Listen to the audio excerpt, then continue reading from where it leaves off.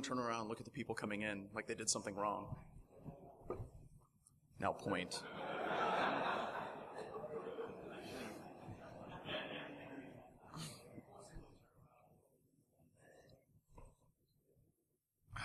Hey, Ed, I saw SCOTUS come in. Did you get iced? Why did you not get ice? Ed has no problem saying no to things because he has self-respect. I, however, do not. Actually, this might be the first time Ed SCOTUS has been iced. Woo!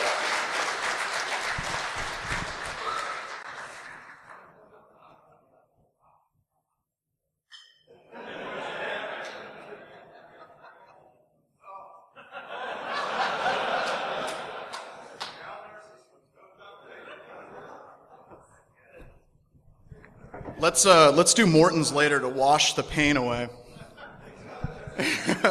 All right, let's get started. Thank you very much for attending the Penetration Trends Report of 2016. It's something I've been trying to do every single year for the past 2 years. Failed this year. I'll explain why. I've got a good excuse, but we're going to get to it. So what are the trends that are out there right now? So if you take a look at Verizon and Mandiant, Verizon came out with their data breach report, and every other security company in the world is basically like, we've got to do that too. That's good marketing. And some things have been very, very, very unsettling about these different trends reports. Mainly, it becomes very clear if you trend out the trends reports for breaches, it becomes very clear that we aren't learning a goddamn thing in this industry. Period. So I figured clearly they'll listen to a penetration testing company.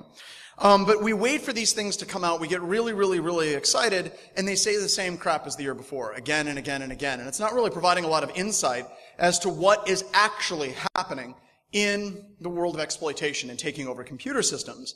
And by and large, for a number of years, this was true in the world of penetration testing. For example, how many of you have got access last year with 08067? Yep, it still comes up on a fairly regular basis, and it's like, did you learn anything at all? The Java social engineering attack, with the Java applet attack, how many years did that work before Java's like, maybe that crap's kind of dangerous? I think it was like 8, 9 years. So we had this really long run where we were using the exact same techniques again and again and again and again and again because they worked. And then things started changing a little bit last year. We started seeing a lot more lockdown restrictions whenever it came to Java apps, especially within the browser, trying to stop the apps from running. And that was a good thing. That was progression. So the question is, are we actually seeing more progression in information security at all? We decided to do something similar, talking to a large number of different penetration testing firms, asking a series... There are 4 lights! No. You got that. All right, so we tried to do something similar and tried to see if things actually matched up with what the bad guys are doing and what penetration testers are actually doing. And really, it feels like we have 3 separate rooms in information security. We have the penetration testing community, and let's pretend that they are in like a room called Break It, possibly. Then we have the defenders, right? They're trying to fix things and make things better. And then we have the forensics analysts who actually legitimately called themselves forensicators. Like they woke up one morning and said, you know what, this is a good idea. These are also the people that you have to explain that this is a pedometer, it's not a pedometer, they're 2 completely different things. But at any rate, the whole point is we occupy different rooms and we don't really communicate with each other as well as we actually should be communicating with each other. And how do we actually try to break that down? So let's talk a little bit about some trends that we're seeing, and we're going to dive into it. First, the external low-hanging fruit is getting rarer. It's not gone. Please understand that it is absolutely not gone. If you guys were following Fear, the attacker named Fear, who did Fear compromise and then compromise a whole bunch of other customers of that organization? Anyone tracking that? Neustar. Took over Neustar systems and then took over a bunch of customers, and they got access to FTP servers. hacking literally like it's 1999 was still working for this particular attacker. So there's still some low-hanging fruit that is out there, but we're seeing it get rarer and rarer and rarer on the outside of organizations. You don't simply run Nessus, find a red critical, and then gain access to that computer system because it's just not there anymore. And that's a good thing. That's a good trend, right?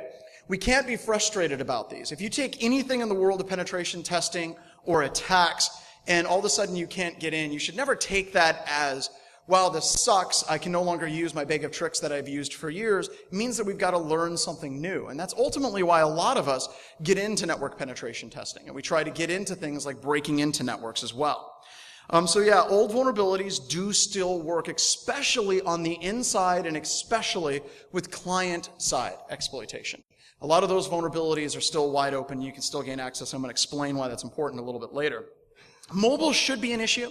I have a whole slide dedicated to this, but honestly, a lot of organizations have backed away from testing their mobile apps for a really ridiculously stupid reason, but generally mobile is not an issue or as much of an issue as it actually should be in organizations.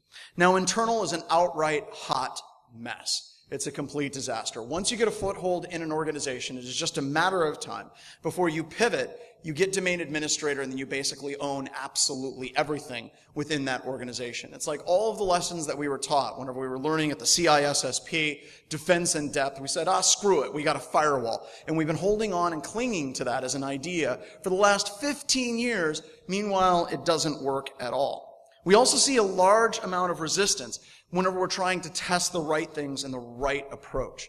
And finally, we're seeing a heavy skew between what is actually being tested in multiple organizations and what the attackers themselves are actually doing. So let's talk about some of the trends that really haven't changed, and this becomes incredibly important. The first trend that has not changed much at all is users. This is important because it just requires a single user to click a link or run an application, run a Java app, run an HTA file, go out on the internet with a vulnerable plugin in their browser, and they're compromised, or possibly entering in their credentials as well. Now, whenever we look at what we see in penetration testing, out of all the things that we test, it is one of the smaller subsets that the organizations that we test actually have us test. The common quote that we get all the time is, we don't need to test that because we know it is going to work. Now, I can agree with not testing it because there's an understanding that it is going to work. But why do we allow it to continue to work is a much larger question. So if you ever get a chance, I want you to read the Verizon data breach reports, read the last 3 years. And they steadily get more insane. If you go back 3 years ago, they got a lot of graphs, they got a lot of data, it's very well written.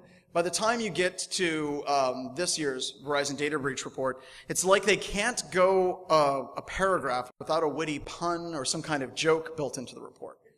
And the reason why this fundamentally bothers me is because they're trying to make it look interesting. When the fact of the matter is, when you start breaking these things down and analyzing what is actually being said in these reports, a tremendous amount of the data, a tremendous amount of what they're saying has not changed from previous years. For example, it's either 80s or 90% of the time, whenever organizations get compromised by a targeted attack, it is through targeted spear phishing. It is through someone using the exact same of attacks that have worked 4, 5, 6, 7 years ago. Everyone say hi. What's your name? Chris. Everyone say hi, Chris. Hi, Chris. Two things about Chris. One, he has guts. He came right up to the front and he sat right in front, and that's awesome. And number two, he was like, I hope they don't notice me. So thank you very much for coming. So we're seeing again and again where the exact same attack vectors are working again and again and again, but we're really not seeing organizations do that much to try to stop those attacks, at least as much as we'd like to see them stop those attacks. I believe firmly in user awareness and user education. I absolutely do, but I think it's completely understandable why many organizations would say, we're giving up on user education, we're giving up on user awareness, because you still have a percentage of the users that are going to click on links. And in most penetration tests with most of the companies that I've talked to, you're looking anywhere between 13 to 20% of the people will click on anything that you send them. You send them a link in an email that says spear phishing test. And above the link, you say, do not click this link. You will fail the spear phishing test. 13 to 20% of the people will click that link. And 100% of the security team will click that link.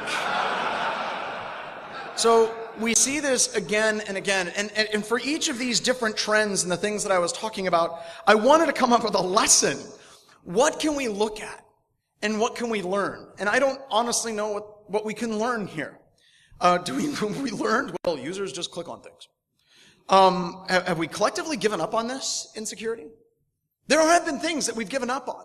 Absolutely. For example, users accessing private email in Gmail or Yahoo Mail or Hotmail if they're really, really old. We have people that are still accessing their private email. We allow that because as an industry, we collectively looked at that as a security attack vector and said, screw it, we'll let that through. Are we doing that with our user population? Is it a good idea? Now, I'm not trying to say that it is or is not a good idea. I've already told you my thoughts. I believe user awareness is important. But as an industry, have we given up on trying to prevent users from clicking on links? Personally, it's starting to look a lot like we have. Or whenever we do test it, we try to test it in such a way to minimize any embarrassment that may occur within the organization. The next trend is mobile should without question be an issue. Would anybody like to take well, I have it on a bullet point. Why is it that a lot of organizations have decided not to test their mobile applications?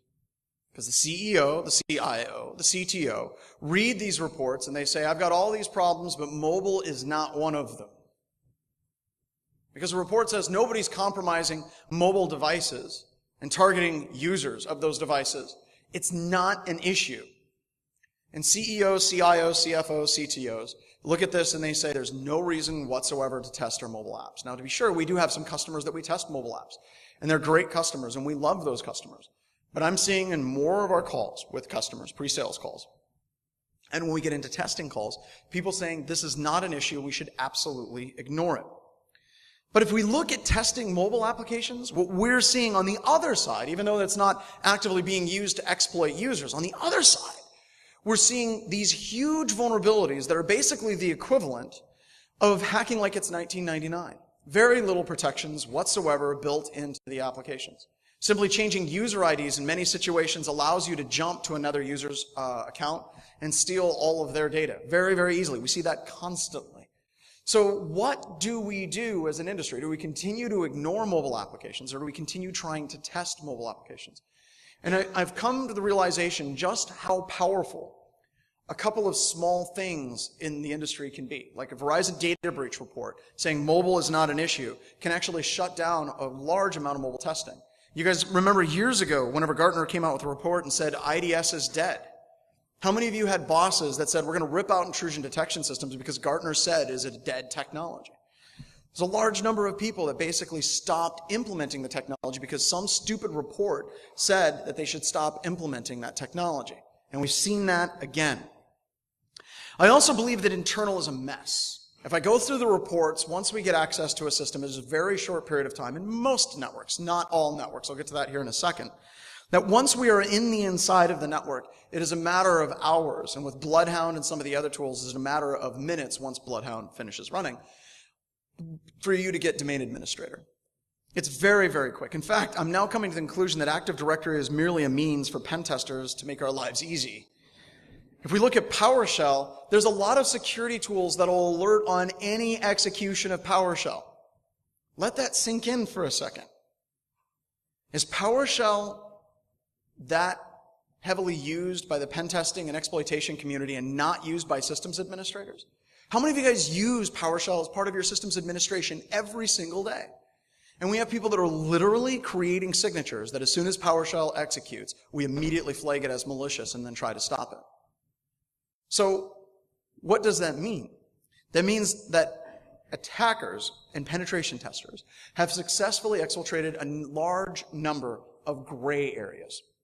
Identifying areas that are used by systems administrators, used legitimately, and then taking over those various gray areas, and then using those to take over the rest of the network. And it's getting to the point where security vendors, many times their only way to stop this, at least they think, is to simply block and stop an alert on all PowerShell execution. That's a horrifying development in computer security. In fact, we have some customers that have no Active Directory at all.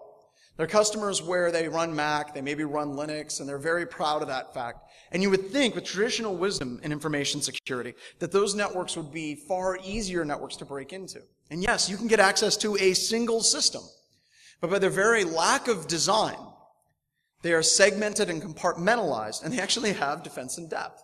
To the point where you exploit a single system, you cannot pass the hash, you cannot run Mimikatz, you cannot run a number of the tools, if it's like Linux in a Mac environment, like Responder, to basically steal credentials and then pivot around the inside of the environment, because all of that connective tissue that holds your environment together in Active Directory is gone. Now, please don't take this to mean that we should immediately stop using Active Directory. But I think that we need to wake up and realize that the way it's actually being abused today is making things very, very easy for attackers. Further, being the fact that it's extremely easier for attackers to pivot post-exploitation, to fix it, it is an incredible problem. Think about this as a defender, right? If I go to an organization that has 70,000 or 100,000 nodes, and they have Active Directory infrastructure that has been upgraded since 2000 or 1999, and we tell them you got to implement all these different group policies, you got to implement the segmentation, you're basically working against 10, 15, 20 years of infrastructure in some situations that just cannot be undone. And that becomes a bigger problem. I use this analogy quite a bit. In your organization today, if you look at all the technology that is deployed on your desktop, all the technology that is deployed in your personal build for your workstations and your laptop computers, there's a tremendous amount of bloatware and software that's installed by default. Same thing goes for the server-side applications and the applications that are used by your organization. These things do not go away. They continue to perpetrate and kind of live on forever. And we don't clean these things out as much as we absolutely should.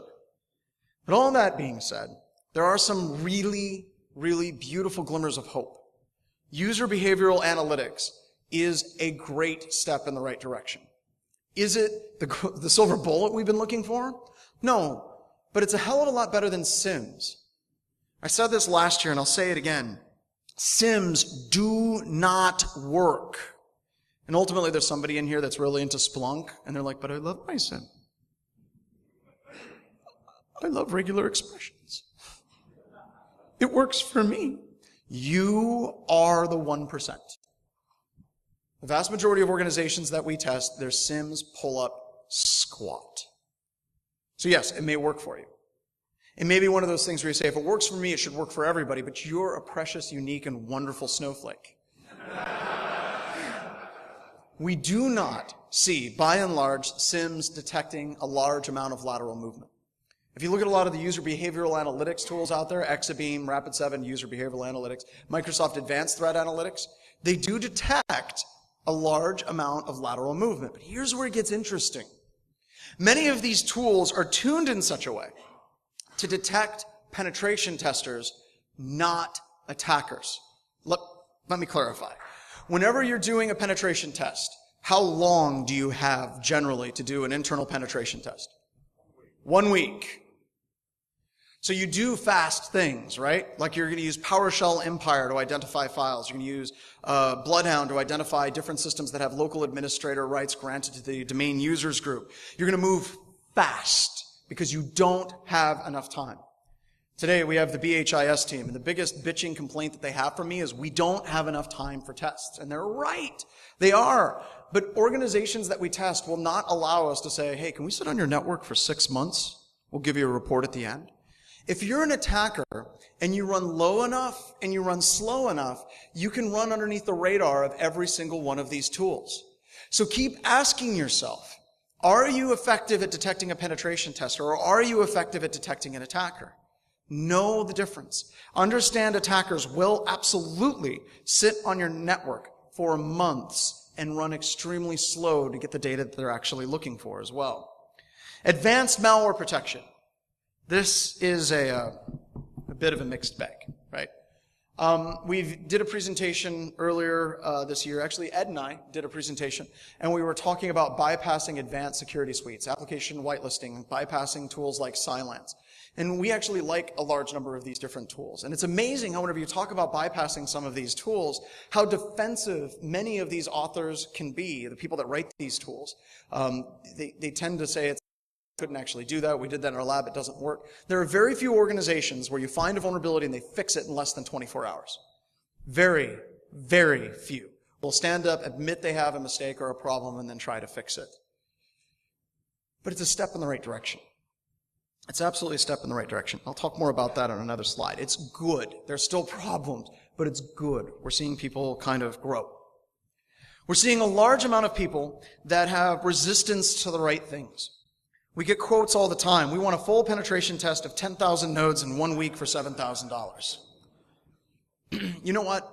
I can absolutely run a scan, convert it into a Word document, and send it to you. Funny thing about that. So we had a customer that we were testing. Lawrence is going to be like, oh God, them. Very rarely do we fire a customer, but this one we had to fire. So their infrastructure, they said they had 400 nodes. And they wanted us to do vulnerability analysis and give them some recommendations for their architecture and all that standard stuff.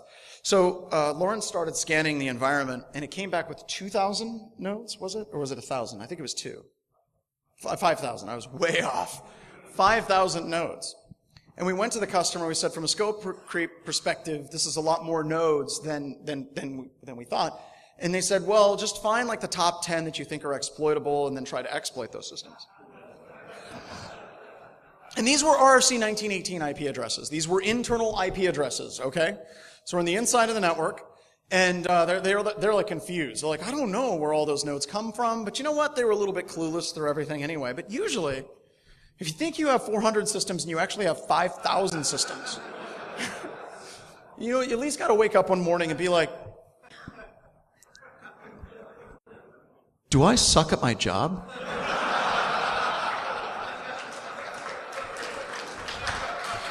So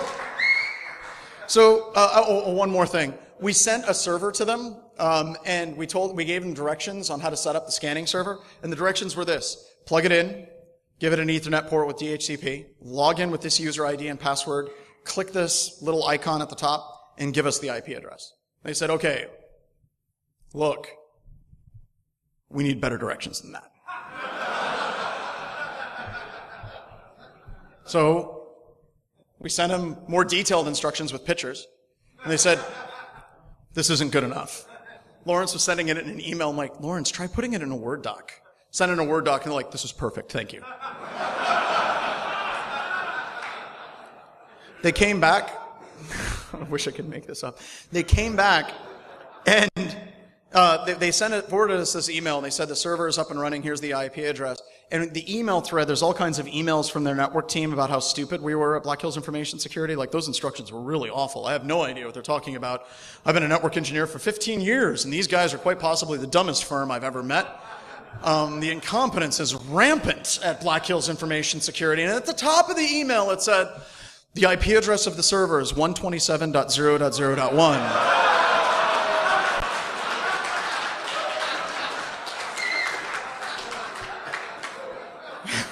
So we scanned these systems, and we sat down with them, and we said, look, do you have servers in Finland? And they're like, no. It's on your network. They had an ISP, and their ISP put them on a flat network with all of the rest of their customers around the world. So we were like, okay, we're done here. They said to us, quote, can you just exploit the systems and tell us which ones are ours? So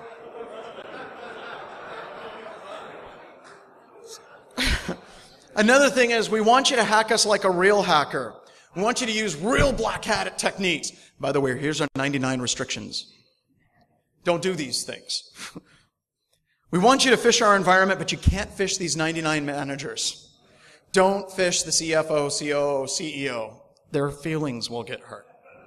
We've had tests where in the middle of the test, The CEO got phished. You remember whenever they were asking for a CFO, got phished, and like there was things where like immediately transfer funds to this account so I can make this happen. That's just human stupidity. We've had tests where we're phishing. They contact us and they're like, "Is this you?" I just want to be like, "Yes, that was us." But no. And then once we say it's not us, they'll come back to us and say, "But we told you not to do this." And it's like, wait a minute, no. We did this. They did that. The Venn diagram does not touch. They're completely... We had one pen test. Is Brian in here? This was last year. I don't know if Brian Furman's in here. You don't think he made it. He's not feeling well. He had a test where he destroyed an organization. Beautiful penetration test. Well done. Great report. The CFO looked at the report and said, "There's nowhere in this report that says that you hacked our firewall. I think you need to go back and try harder." Like, what? Well, on TV, we see firewalls get hacked. Oh, all right. So, there's a learning point for this, okay? The learning point for this isn't that, wow, people are stupid. The learning point for this is there is a tremendous, huge raft of information technology refugees that are just now making it to the shore and waking up and realizing that they actually have to have testing done for the first time. Their preconceived notions are all wrong. They have no idea what things look like. They don't know what to expect. They've learned everything they know from CSI about hacking, and it's up to us to train them and be gentle with them. You don't laugh at them unless they ask you to do illegal things like hack servers in Hong Kong because they just want to find out what would happen. We need to educate our customers as much as possible because that is a trend. We're seeing more and more organizations that have no idea what security is beyond patching. They have no idea what penetration testing is beyond what they see in Hollywood, and it's up to us to educate them. The people in this room, do it in such a way that's not a joke on them. I know I'm doing it here at Derbycon. I understand that. I like to think this is kind of a friendly place. I know this is going online. But at the same time, we need to be willing and open to explain things because a lot of these questions that they're asking are bred of ignorance, and we can help educate and make things better. We do also... Thanks.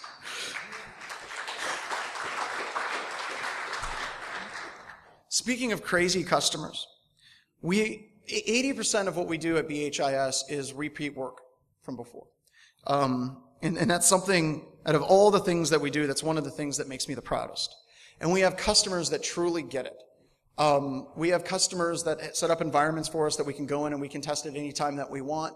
And it's beautiful. And they want to do better, right? But sometimes they send me emails that are just the most hilarious thing I've ever seen. Without a doubt, the craziest and coolest email I got from a customer, a repeat customer, was this one. It says, pretext for this test, target to destroy the damaged credibility of blue teams globally and reduce the security budget of all industries everywhere to create a contagious sense of hopelessness within the InfoSec community. The greatest trick the devil ever pulled is to convince the world he did not exist. This is just another attack in a long-running campaign by the same attackers, a group called Black Hats Matter. That's us. All right, right? Has learned over the last 6 months, redacted. They have decided that the only attack left open is total network domination to be achieved by only targeting the security team and visibility of devices themselves, attacking the security devices. They have identified the machine of an angry millennial developer who's in a diminished security posture because his boss instructed me that his productivity was being reduced by traditional security. I convinced that developer to at least run without admin and to allow redacted to be installed due to its low CPU and memory footprint. Bloodhound has identified in a previously remediated attack that its developer is logged into a test server with a highly privileged blank credentials.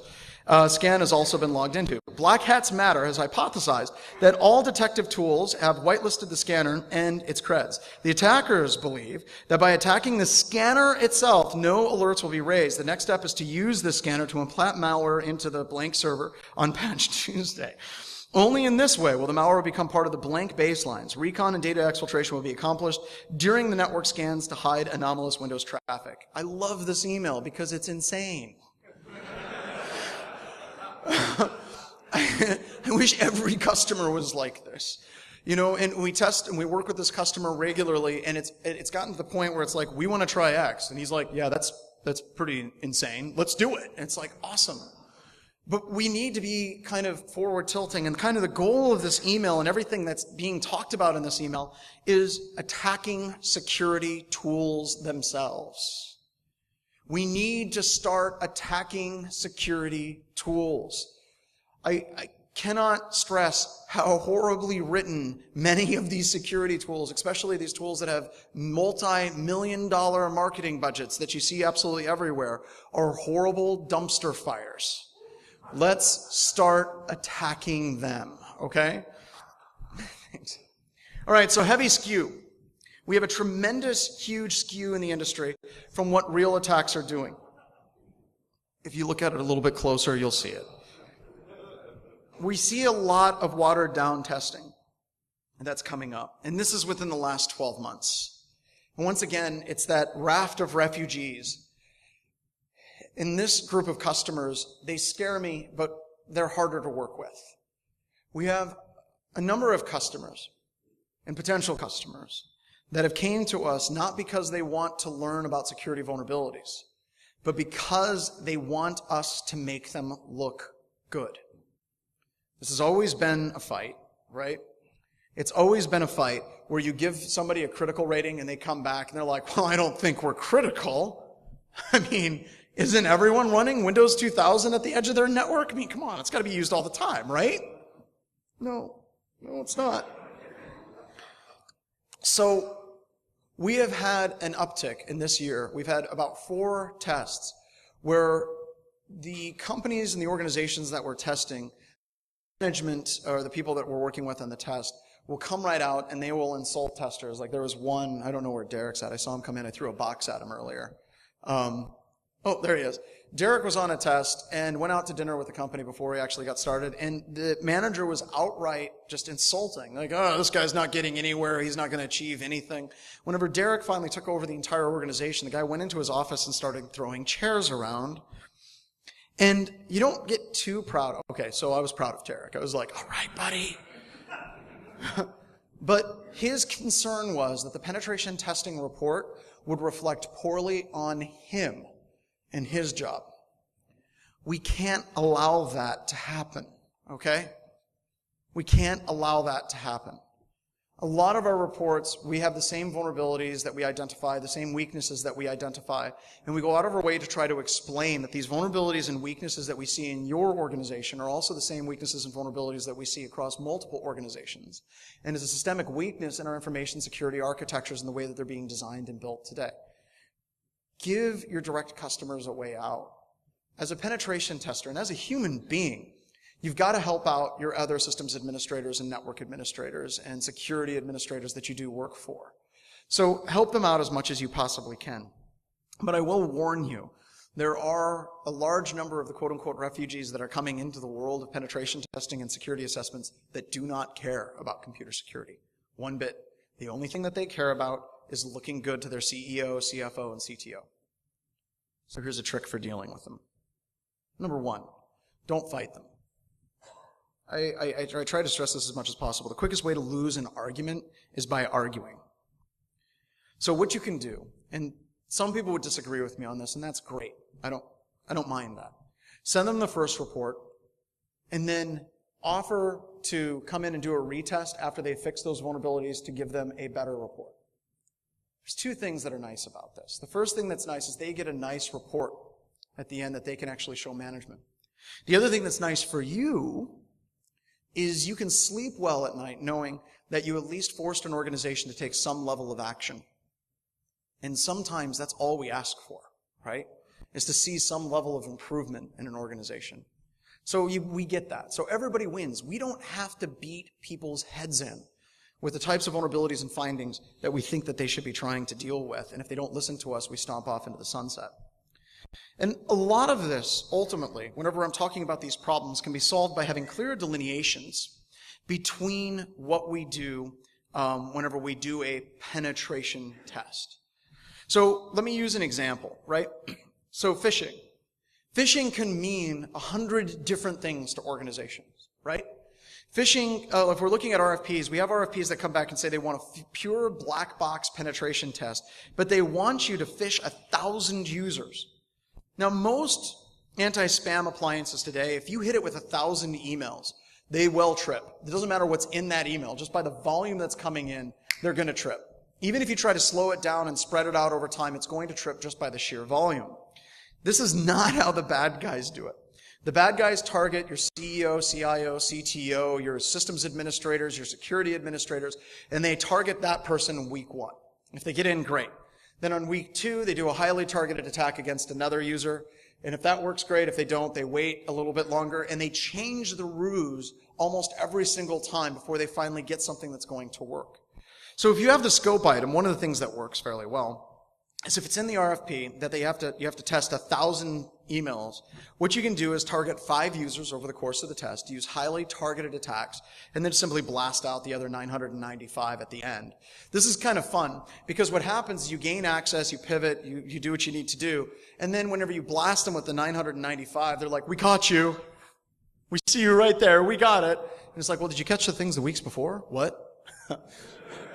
So it's a way to kind of work around those restrictions, because a lot of those restrictions and those requirements that they put on may not be something that they can remove whenever you talk to them throughout the proposal process. And ultimately what this boils down to, using phishing as an example, is we need to take penetration testing and fracture it. And by fracturing it, we need to break it into categories. This is something Ed SCOTUS has had in 560 since 2007, 2008 timeframe. It needs to be fractured into different areas. And in fact, we break these up into different proposals to clearly delineate them. You have a vulnerability assessment. We all know what that is. We have a penetration test, which I'll talk about that here on the next slide. And then we have red teaming, that we can do more advanced attacks against an organization. And only in this way can we get some level of clarity whenever we're talking about providing a letter of attestation. Now, what is a letter of attestation? A letter of attestation states that we did a penetration test, your organization was relatively clean, you're operating with a safe level of computer security, but it's hard to do that when they completely restrict you. If you can define it properly as a vulnerability test, as a penetration test, or a red team, then your letter of attestation has better meaning. So a penetration test and a vulnerability assessment, these would be in the category of more comprehensive. You're working with the organization. It's a white box penetration test. They know where you're coming from. They're creating filters in their email to allow these things to go through. It is more comprehensive. It allows for good scanning and automation, and the reports tend to be a lot bigger. Now, if you have a customer or you're an organization, you've done this for years, that's great. That's awesome. These are valuable things. I see a lot of penetration testers say, this is stupid, don't do this. You should do this if you've never done them before, without question. But if you have done them, then you should be moving on to a red team. And be clear what a red team does. We're reserving this for more advanced customers. Customers who have already done the regular scanning. It's a fundamentally different approach to the standard penetration test and scan. It involves custom malware and more fluid social engineering attacks as well. It also allows us to do threat modeling. And in threat modeling, it allows us to look at what the bad guys are doing in a specific industry and match their tactics. This takes a lot longer, but being able to do that is a very powerful tool in your arsenal. And this is also one of the only places where I see threat intelligence feeds and write-ups on different types of attacks that have value, because it allows us to model our attacks. And it's really cool if you can say, well, you know, the type of attack that we're using here is actually the same attack that's being used by APT 62-4B. And people are like, well, wow, that guy's really smart. He's got dashes in his descriptions. Advanced endpoint security. We're seeing Vision. If you guys haven't checked out Vision, check out Vision. It is the only endpoint security tool that I know of today that actually has active defense and cyber deception built into it. It is really, really very, very cool. You have things like Cylance and Bit9 and CrowdStrike and all of these. And I don't want to go into details on any of them because we're going to save that for sacred cash cow tipping a little bit later on this year. But most of these tools are absolute disastrous train wrecks. Their marketing is fantastic and the tools are beautiful. But whenever we're actually testing these tools, they have tremendous issues. Whitelisting as part of being a tester is a thing. We need to get used to it as well. And a lot of smaller organizations are the ones that we're seeing implementing these tools effectively in these organizations as well. And yeah, please don't purchase any of your purchasing decisions on how much money and how many banners they have in airports around the country. Some other fun things. Customers watching us. This is from a test that Sally did. She noticed that everything she tried, it would work for a second, and then it would go away, and then it wouldn't work again. She ran about 2-3 days testing things. It was working, and then all of a sudden things would disappear. So she popped up Notepad and typed in, "I see you guys are messing with me." And then the cursor took over and said, "I don't know what you mean." You've been having fun all day. It's cool because it's forcing me to learn new tricks. Sally was trying to be positive when she wanted to kill them. And then the person said, "I'll get out of your way. I did apply the updated policy to make the lab more consistent with the field. No more import from me, and there's more. But you took PowerShell away from me. If you can find a way to elevate your privileges, then we'll give it back to you again." This isn't a pen test. This is a freaking reoccurring nightmare of mine. Good job. That's gone. All right? The lesson is we better get good at bypassing more advanced endpoint suites and odd customers. They're going to become more commonplace. And we're going to see kind of a breakdown in good security implemented in organizations and poor security. It's going to become more dramatic. So hard stuff, time to jump into a debugger. Code reviews are usually a nightmare. I'm still amazed that we do code reviews and we find gets. Usually when we see gets in a code review and it doesn't allow for any filtering of input size for buffer, we're just like, okay, we're done. Kill them with fire, start over from scratch. It's just a good way to approach it. But there's never enough time to go through these things. So I want to show you some quick, weird, freaky things that we're starting to find vulnerabilities in. This is from a webcast we did. This is a vulnerability that we discovered in FatPipe. It was disclosed to the vendor. The vendor didn't do anything for 2-3 months. And then we did a webcast where we disclosed it to the vendor again publicly. And it was fixed within 24 hours. That's how these things tend to work. And the big problem is right here. If you look, you can see where it says two-fish algorithm and the key.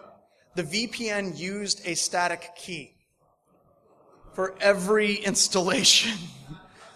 Joff was able to decompile it. And by the way, I want to reiterate, this company was awesome after they saw the webcast because they threatened not to sue us, which is cool.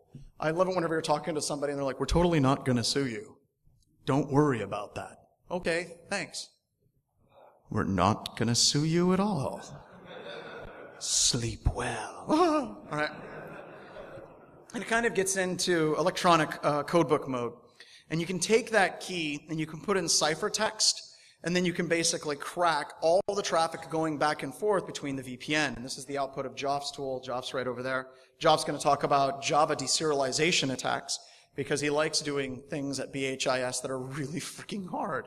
But this is kind of fun, right? This isn't scan and exploit. This is actually decompiling Java and then looking for vulnerabilities within that Java. So password spraying, Bo is going to talk about some more interesting mail attacks tomorrow. I'll talk about that here in a second.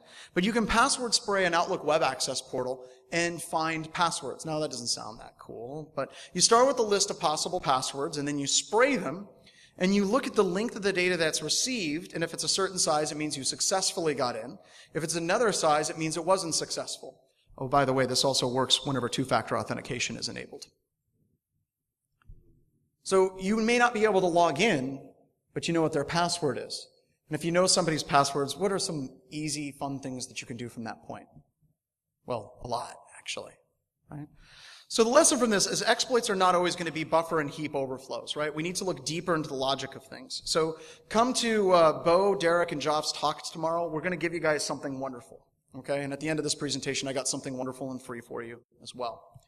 We love software-defined radio. Is anyone starting to play with SDR?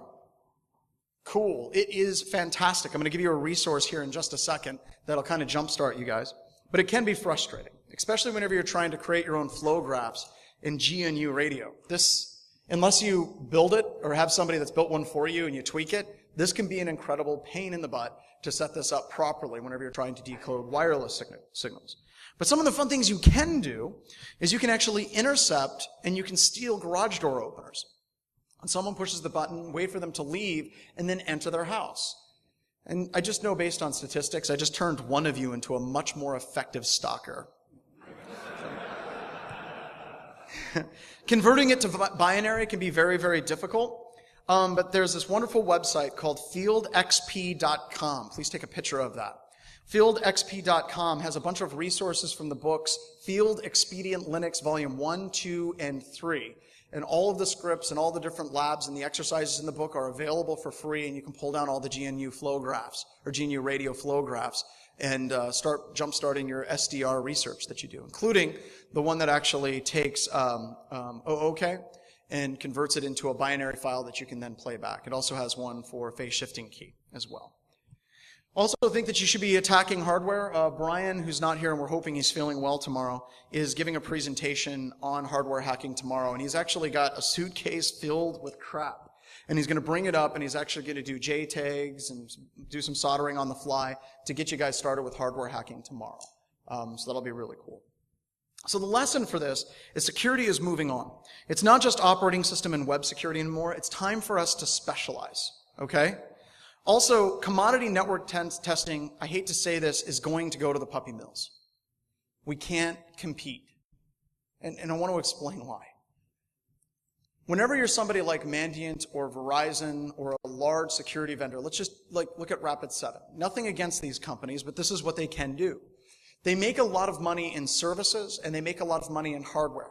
A lot of these companies are getting to the point where they can do a penetration test for free and then sell you a bunch of crap at the end of that penetration test. Now, free is arbitrary. It could be like $5,000, $6,000. It's going to be harder and harder for the general penetration testing firm to keep up.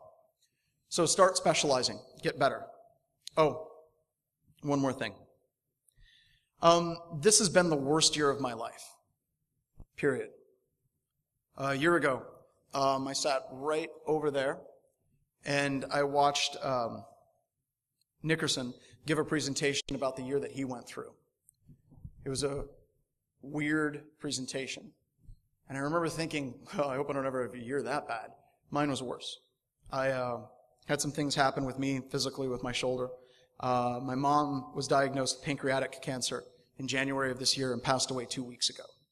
She was the CFO of our company, and she meant a lot to a lot of people. And yes, she did actually run BHIS, and yes, she did in fact socially engineer and break into a prison. She was awesome.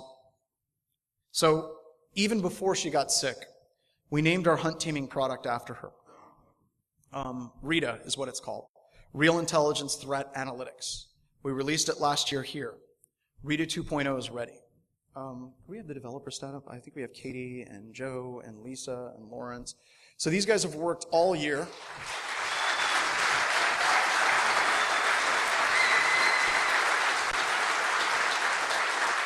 Thanks, guys. These guys have literally worked all year on this project and this project alone. Joe and Lisa went down to a customer site in Texas, and Lawrence was there too. And the customer put them in a room that was 40 degrees in their network operations center without any warm clothing, and they stayed there all week coding up things for this customer. And they didn't complain until they got home. But they've been absolute rock stars. Now, RITA 1.0 is based on Python. RITA 1.0 had a lot of interesting ideas and concepts like Fourier transforms. RITA 2.0 is a complete rewrite. In fact, RITA 2.0 is the entire back-end and sensor installation for the commercial product that we have at Offensive Countermeasures called AI Hunt, and we're releasing the entire thing for free. All the analysis modules, all of the different outputs, POSIX compliant, all of that is going to be released. Mathematically, it's orders of magnitude faster than what we had before. Did we ever get some clear numbers on that, Joe, or have you guys been busy getting it open source? It's written in Golang, which now means it supports multi-threading, clustering, and being a lot faster than single-threaded Python. And it ingests bro logs now. We don't ingest regular logs. We now ingest pure bro. Anybody here use bro and like it? Yep. You simply give it bro logs, and it spits out awesome. And it's all free.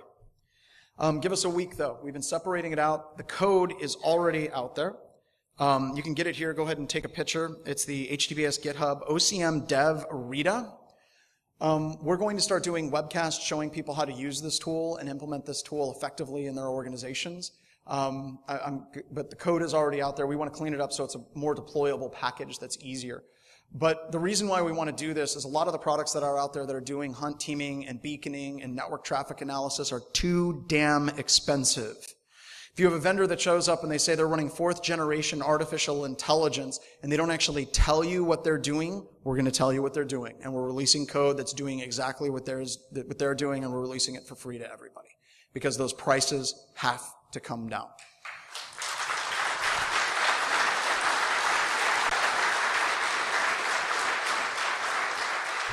I have a few more minutes, but I want to say why we decided to go this route.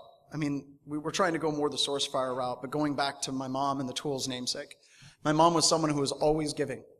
Always. In life, you have people that have their hands out to take, and you have people that have their hands out to give. My mother was someone who always had her hands out to give. And I actually did talk to her about this. I ran it by her before she passed away. Like I said, she was the CFO of the company, and we had some really good conversations at the end. And she said, give it away. What's the worst thing that's going to happen? You know, you're going to give out something that people will be able to use. They'll be able to use it. Maybe it'll make things cheaper for them, and maybe it'll be something cool. And she goes, maybe it won't. But you always give things away in this industry. And if you look at the good firms, Trusted Sec with Social Engineering Toolkit and Artillery and the penetration testing tool that they have, you look at a lot of firms like CounterHack is here. And CounterHack puts more effort into their holiday hack challenges than most vendors that you have today put into their products. You got to look at these firms that are doing amazing things and trying to give things away for free, and I'm always trying to keep up with them. And a lot of that came from my mom. So we're trying to be a firm that has our hands out to give, not just take away. So check it out and play with it. Thank you so much. This is where we can be found. Get out of here.